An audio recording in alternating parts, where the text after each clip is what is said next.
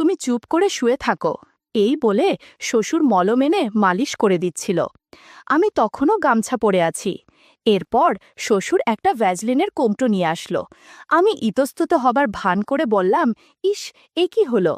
আমি হলাম হাসান, আমার স্ত্রী এখনো জীবিত। আমার একমাত্র ছেলে ফারুক বর্তমানে ইতালিতে কাজ করে। আমার ছেলের বিয়ে দিয়েছি 1 বছর হয়েছে। বৌমার নাম লিজা, বয়স 23 বছর। ছেলের সাথে বেশি দিন সংসার করতে পারেনি, কারণ বিয়ের 3 মাস পর ছেলের ভিসা হয় আর ইতালিতে পাড়ি জমায়। বৌমা আমাদের সাথেই থাকে। আমরা মিরপুর এলাকায় থাকি, 3 রুমের ফ্ল্যাট নিয়ে। বৌমা সবসময় বাসায় থাকলে শাড়ি না হলে ঢোলা টি শার্ট আর প্লাজো পরে থাকে। এই বয়সেও আমি বেশ যুবক ধরনের। তবে আমার স্ত্রী অনেকটাই দুর্বল হয়ে গেছে, যে কারণে এখন আর আগের মতো কিছুই পারে না। এদিকে আমি কোথাও কি যে কিছু করব তা লোকলজ্জার ভয়ে আর হয়ে উঠছে না। মাঝে মাঝে সিনেমা দেখে নিজেকে সান্ত্বনা দিলাম। সময়ের সাথে সাথে বৌমার প্রতি কেমন যেন একটা টান অনুভব করতে থাকি। গোসলের সময় প্রায় দিনই লিজা বৌমাকে কল্পনা করি। মাঝে মাঝে খেয়াল করতাম লিজা লম্বায় 5 ফুট 3 ইঞ্চির মতো। গরমকালে ঢিলে ঢালা জামাকাপড় পরে। লিজা মোটামুটি ফর্সা। আমার স্ত্রীর আড়ালে আমি একটু একটু করে বৌমার কাছাকাছি থাকার চেষ্টা করতাম, কিন্তু বৌমা তেমন আগ্রহ দেখাচ্ছিল না। একদিন আমি আর আমার স্ত্রী বাইরে গিয়েছিলাম। বাসার নিচে এসে স্ত্রীকে বললাম, তুমি নিচে থাকো, আমি বাজারের ব্যাগটা তুলে দিয়ে আসছি। আমি তাড়াতাড়ি বাজার নিয়ে ওপরে উঠলাম। আমার কাছে চাবি ছিল, তাই দরজা খুলে বাসায় ঢুকলাম, কিন্তু বৌমাকে দেখতে পেলাম না। মনে মনে ভাবলাম, ওর তো এখন বাসায় থাকার কথা। বৌমার রুমের কাছাকাছি যেতেই ওর রুম থেকে কেমন জানি আওয়াজ পেলাম।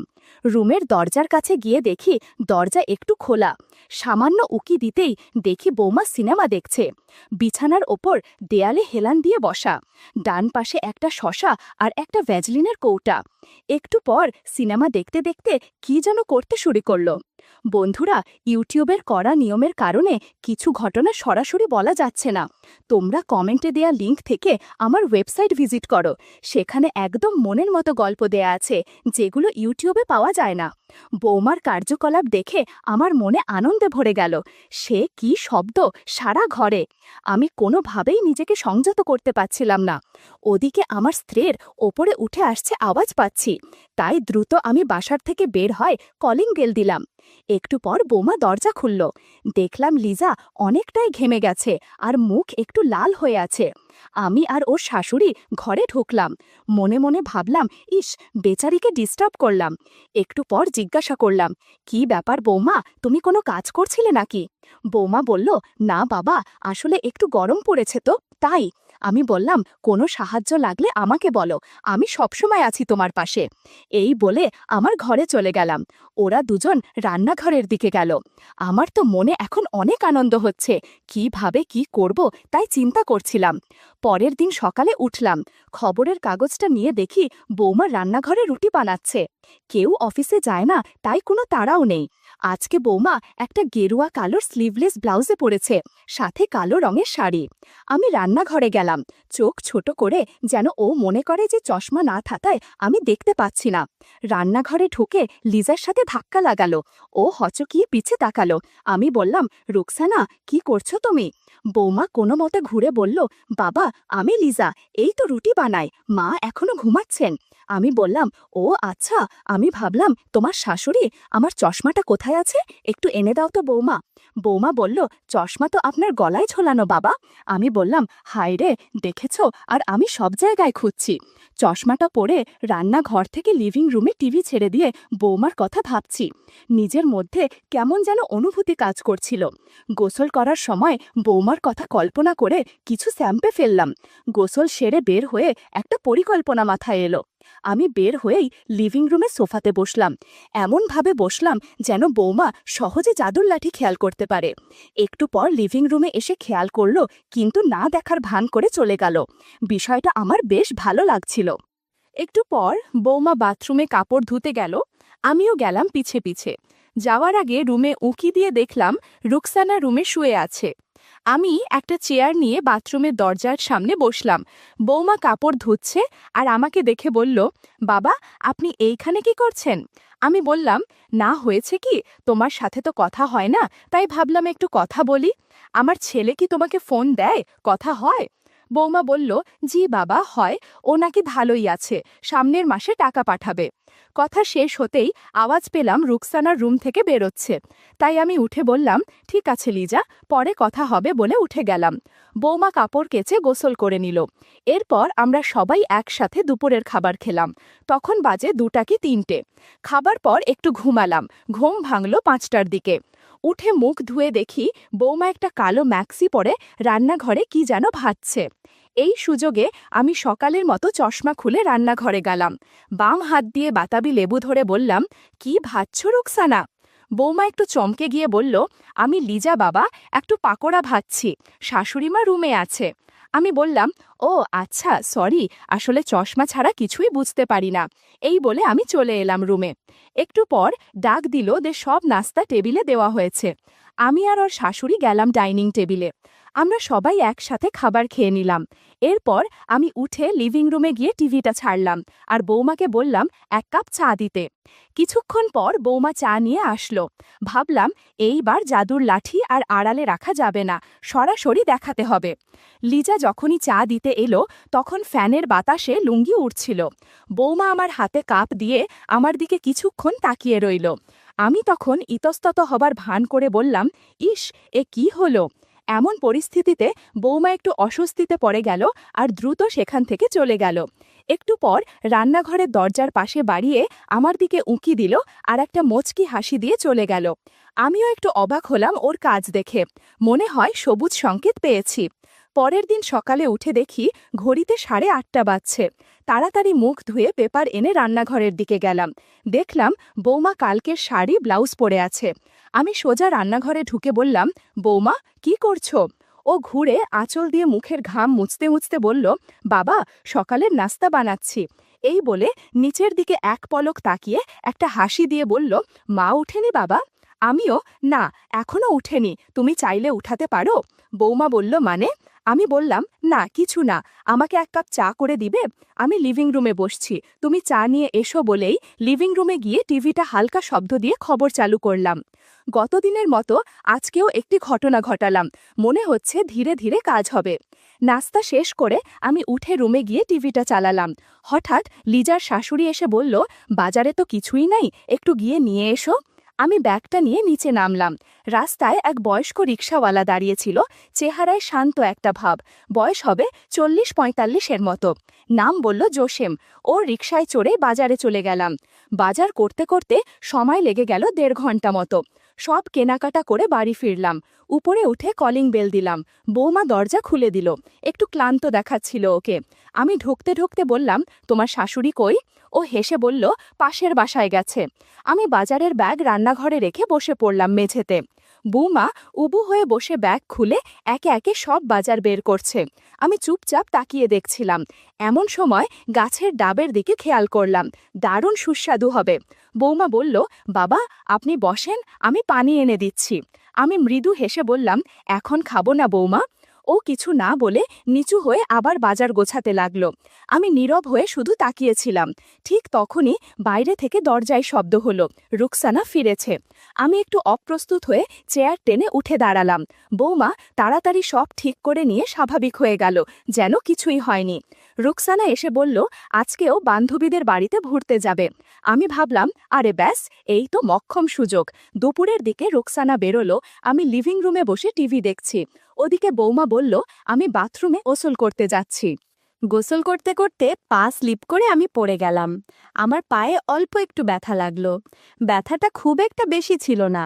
আমার পড়ে যাওয়ার শব্দে আমার শ্বশুর ছুটে বাথরুমের কাছে এসে বললেন, সব ঠিক আছে তো বৌমা? আমি বললাম, না বাবা, আমি পা স্লিপ করে পড়ে গিয়েছি, ব্যথায় উঠতে পারছিলাম না। এদিকে জামাকাপড় হ্যাঙ্গারে রাখা। কোনো রকমে গামছা জড়িয়ে দরজা খুললাম। শ্বশুর দেখলেন যে আমি বাথরুমে চিত হয়ে পড়ে আছি। উনি তাড়াতাড়ি এসে আমাকে তুলে আস্তে আস্তে আমার ঘরে নিয়ে গেলেন। যাওয়ার সময় লক্ষ্য করছিলাম গামছা অগোছালো হয়ে আছে আর শ্বশুর আর চোখে আমার দিকে তাকাচ্ছে।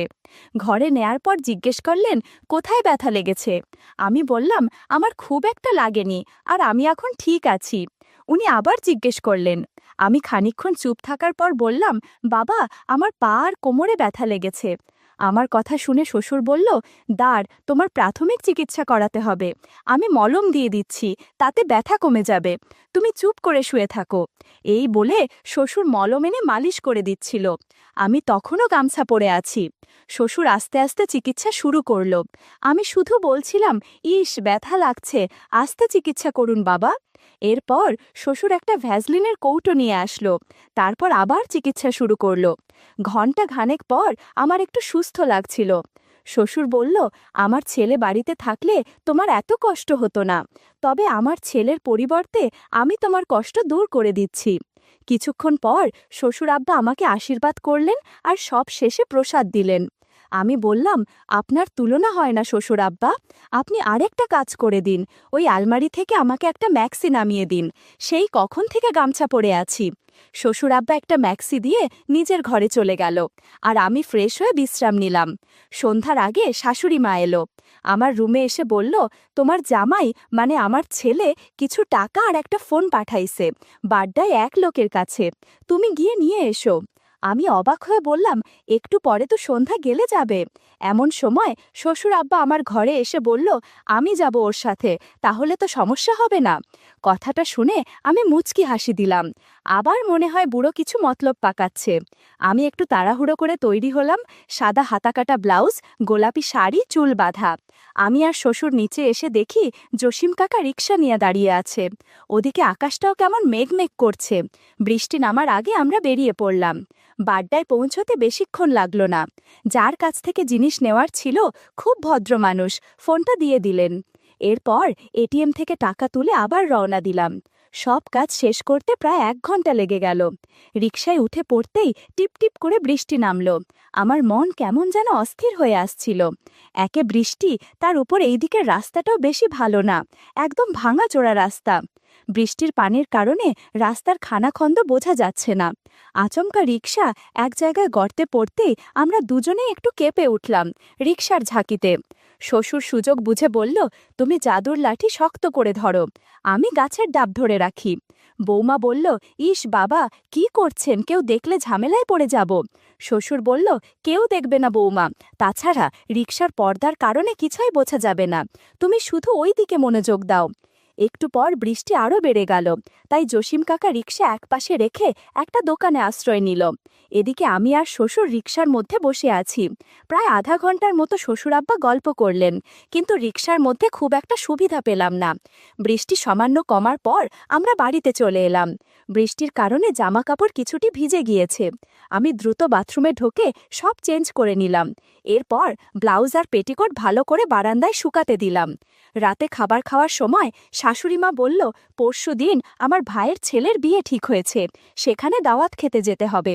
অনেক দূরের পথ, সেই কক্সবাজার, তাই আজকে থেকে লাগেজ গোছানো শুরু করে দাও। শাশুড়ির কথা শুনে মনটা আনন্দে ভরে গেল। এই সুযোগ কাজে লাগাতে হবে। দেখতে দেখতে যাওয়ার দিন চলে এলো। আমরা রেডি হয়ে বেরিয়ে পড়লাম কমলাপুর স্টেশন যাওয়ার উদ্দেশ্যে।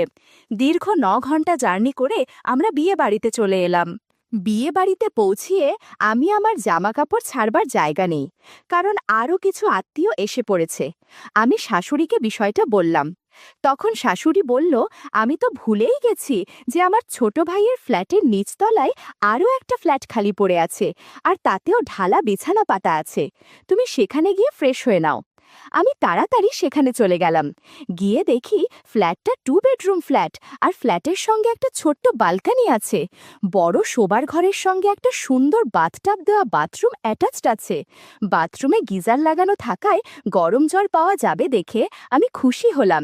আমি ব্যাগটা রেখে বাথরুমে গেলাম আর ফ্রেশ হয়ে স্নান সেরে নিলাম। এমন সময় দেখলাম শ্বশুর আব্বা চলে এসেছে। আমি শুধু একটা গামছা জড়িয়েছিলাম। শ্বশুর বলল, আরে বৌমা, তুমি এখানে? আমি বললাম, আসলে সারা পথ জার্নি করে অনেক ক্লান্ত লাগছিল, তাই স্নান করে নিলাম।